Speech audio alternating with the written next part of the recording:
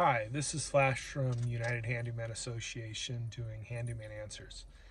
So it just dawned on me today that it's been 20 years since I did the original spot on NBC Los Angeles talking about hiring handyman and contractors, the difference, and how to limit your risk.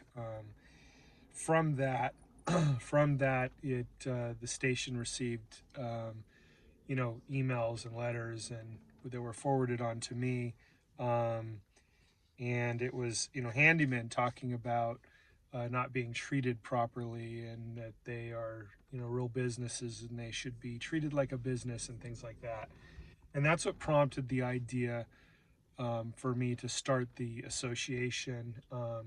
In turn, I bounced back saying, well, a handyman, in order to be treated with respect, needed to also, if they wanted to be treated like a business, they actually had to have a business. Because, what I found is that most, not all, but most handyman don't go through the steps of actually having a business. So, which means that, even though they don't have a contractor's license or a state license, most cities or counties they work in require a business license. There's insurance is available to handymen now, which it was not when I first started in the 80s. You couldn't get insurance as a handyman because it wasn't considered a business. As of 10 years ago, I haven't checked, but as of 10 years ago, there were still insurance companies. State Farm was one of them that did not consider a handyman a business and would not insure them. But now insurance is available. Insurance is available through the UHA, very cheap. You can get cheap insurance on your own as well. Any state across the United States. So anyway, so that prompted the UHA, and originally it was about creating an association to fight for the rights of the handyman business. But I soon realized that you know even though there were a handful of handymen that I was dealing with that actually wanted an association to regulate, wanted an association to be able to come up with programs for them and certifications and things like that. There's still a lot of negative pushback from the handyman that doesn't want any kind of regulation. They don't want to pay taxes. They don't want to have a business license. They don't want to be known other to anyone but their customers. So I've recently decided to do, since the UHA was actually started in 2009, started selling actually free memberships in 2010. But over the course of the years, we've put together, a substantial registry of handyman businesses that are either verified or not. Whether it was just random searches by us or me, or customers coming in and joining, and then there's a place for them to put their handyman information, and then we screen them. So we have this list. So then I was recently thinking, and not even thinking about the 20th anniversary of the idea, but is coming up with a national handyman registry. So we have obtained the web address, which will be National Verified Handyman Registry.com and also nationalhandymanregistry.com. So we have this, and we're going to incorporate it with the UHA and start putting the names of businesses across the nation.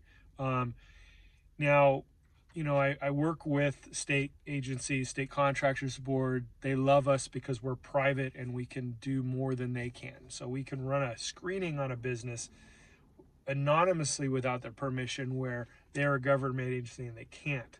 So what I wanted to do is come up with a list for homeowners to be able to just literally go on and search and see if their handyman, no matter where they are in the country, is registered, is legitimate, has been verified, whether it's their identity, their business documents, whatever it is, rather if they're certified.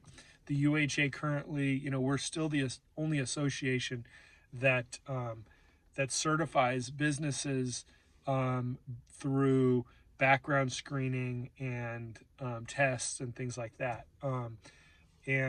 So this registry is put together and will be adding based on, every city. If a handyman has gone in and filed for a business license, then we will have their name. And I'm going to tell you, most handymen that are going to be on our list will not be verified because they they have the opportunity. Either a customer can submit them or they can submit themselves, and they can produce documents and they can prove who they are. If they become certified, then they go through a background screening. You will, as the homeowner and the potential customer of these handymen, be able to verify your handyman before you invite them into your home. Now, of course, you can do all this on your own. You can get a guy, you can get his information, you can pay to do a background screening, you could do just a regular Google search, you can talk to, customers and references, and you can try to do this on your own, and I absolutely suggest you do that. This is just going to give you, hopefully, potentially, an easy way to just be like, okay, I'm in Dallas, Texas, blah, blah, blah, and okay, these are all the handymen listed in Dallas, Texas, and oh, this guy, JR's handyman service is verified. He's not. He's certified. Or maybe there's negative. Maybe he's a felon. Maybe he's a sex offender. I can list that. Okay, so that's all public record that you can find on your own. But how about having one place that you can go to check all handyman businesses out? So if you're trying to decide who to hire in your house and bring in your home, to be able to go to a registry that's going to say, okay, this guy's had trouble in 2014, he's got a felony in his record, or he's a registered sex offender, he's whatever it is, being able to find out information about the guy before you bring him into your home. Now, is this going to stop all crime and anything related to handyman? No, it can't possibly stop it all.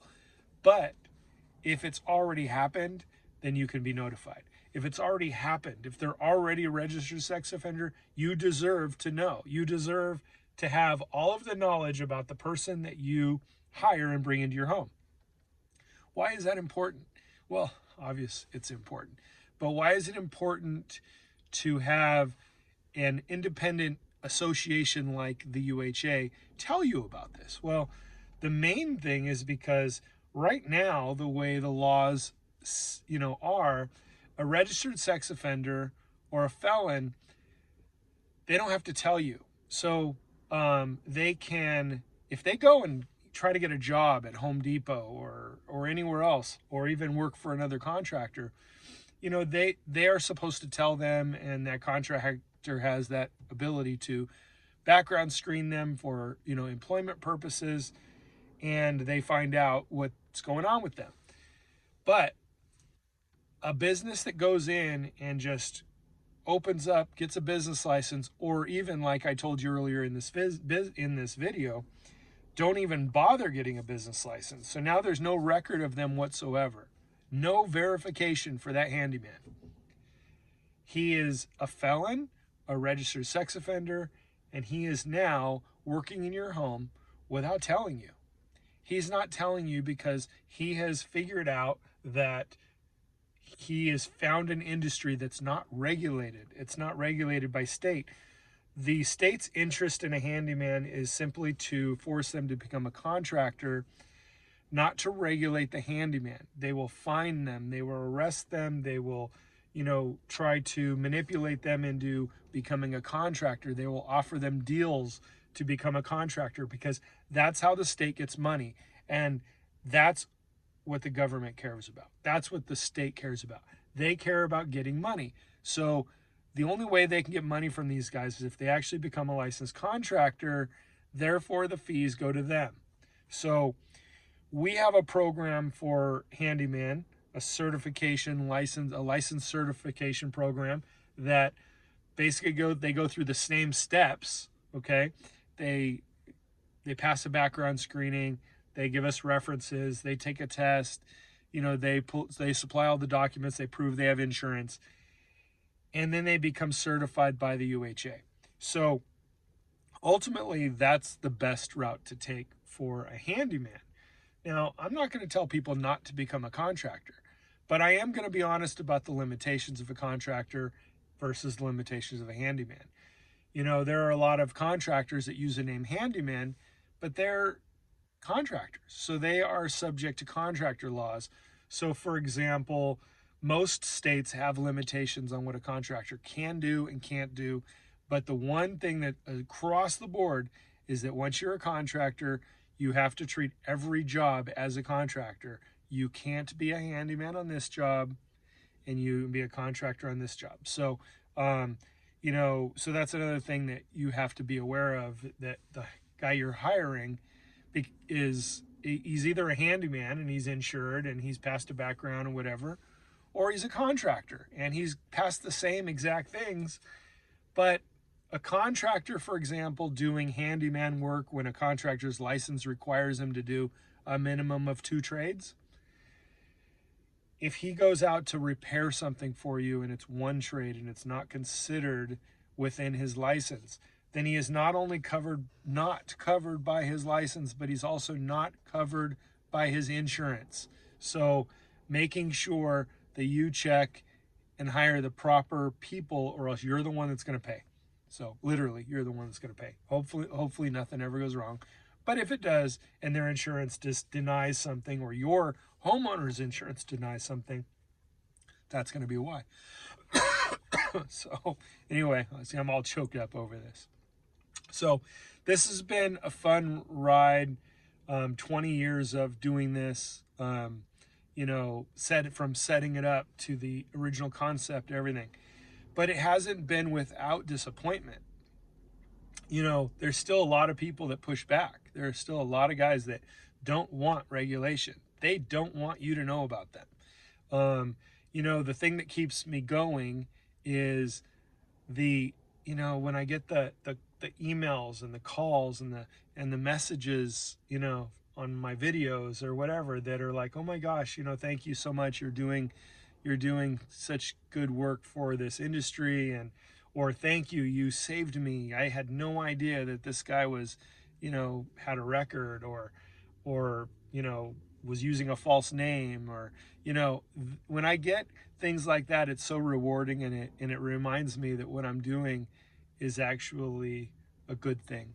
So thank you for watching, and look for this, the National Registry, and there will be a link on the UnitedHandymanAssociation.org.